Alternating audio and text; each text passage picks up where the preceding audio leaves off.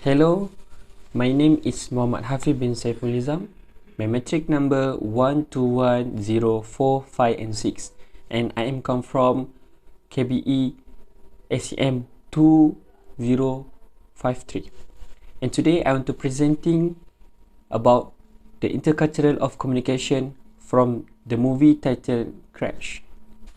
The synopsis of this movie is: in Los Angeles, Detective Graham Waters and his partner Rhea are involved in a minor collision with a car being driven by Kim Lee. A subsequent exchange of racial change insult occurs. Waters later arrive at a crime scene where the body of a dead kid has been discovered. Anthony and Peter carjack distract Anthony, Rick Cabot and his wife Jean. As the men drive away, they see Waters and Rhea investigating the death of a man killed by Detective Conklin. Conklin claimed her fired in self-defense, but Waters and Rhea discover that the man he shot was a fellow officer. At home, Cabot realizes that carjacking incident could cost him re-election because no matter whom he side with, he will lose whether the black vote or the law and order vote. His locksmith Daniel Roos overhears Jean, who suspects that Daniel is a gangster, demanding that the locks be changed. Ryan comes across a car crash and finds Kristen trapped in an overturned vehicle. Recognizing Ryan, she resists frantically, but he pulls her out just before the car explodes. Waters is summoned to a meeting with DA Walker Flanagan, who tells Waters in the Internal Affairs has discovered that Conklin has two prior suspicious shooting. Waters informed Flanagan that he and Rhea has discovered that her officer was driving someone else's car with $300,000 in it, possibility from a drug deal. Flanagan insinuates that if Waters cooperates in helping prosecute Detective Conklin, the DA will appoint Waters and his chief investigator and clear Waters' brother criminal record. At the ensuing press conference, Waters reluctantly agrees that given the evidence, Conklin was likely racist cop. Anthony and Peter carjack another navigator, which happened to be Cameron's. Police chase ensues. Hansen, one of the pursuing officers, vouches for Cameron to be let off with warning. Hansen picks up the hitchhiking Peter, who offends Hansen by suddenly laughing. When the Peter reaches for his pocket, Hansen shoots.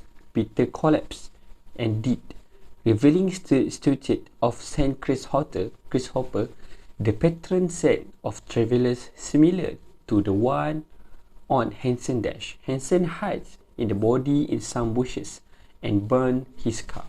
Waters and Rhea later arrive at the scene and reveal that the beginning of the film. Waters realizes that Peter exposed his missing brother and the dead kid. Waters' mother disowned him over Peter's deeds. Anthony decides to sell the van of Lee's husband, but when he dropped it off at a chop shop, he discovered convenient and brilliant chain in the bag. He was human trafficker. The chop shop owner offered Anthony $500 per immigrant, but Anthony refused it. He drives the convenience into Chinatown and feeds them. Anthony passes by a fender bender. One driver turned out to be the insurance adjuster Ryan had previously argued with, and the other in Asian man. An exchange of the racially charged insult occurs. Element of intercultural communication. Firstly, nuclear family. As we know, nuclear family is two-generation families, which is parent and child, common in developed nations and Western cultures. This film tells the story of life in Los Angeles, which we already know is in the western part of the country, and it is proven in every scene that talk about family that this is a type of nuclear family, as shown the slide at the 51st minute in the movie. It shows family consisting of a parent and child. Next, verbal communication. The next intercultural element that can be detected in this movie is verbal communication, which can be seen when there is in conversation between black and white people. It turned out to be completely different. This moment can be detected in the 16 minutes. White people think they are excluded from their right when dealing with black people who are in authority. Same goes for the black people. Non-verbal communication. The next element of intercultural communication is non-verbal, and at the 9 minutes in the film, it shows the reaction of white people who are uncomfortable when they are disagree with black people. Alright, identity. In this movie, we can also trace their identity. There is a character who wears a hijab, and in the movie, they are considered to be Arabs, where even though they are from Persia, this clearly shows that person wearing hijab is more synonym with Arab or Muslim. The challenges of intercultural communication is racist. In this movie, it shows how horrible racism is when they refuse to help even in an incident situation.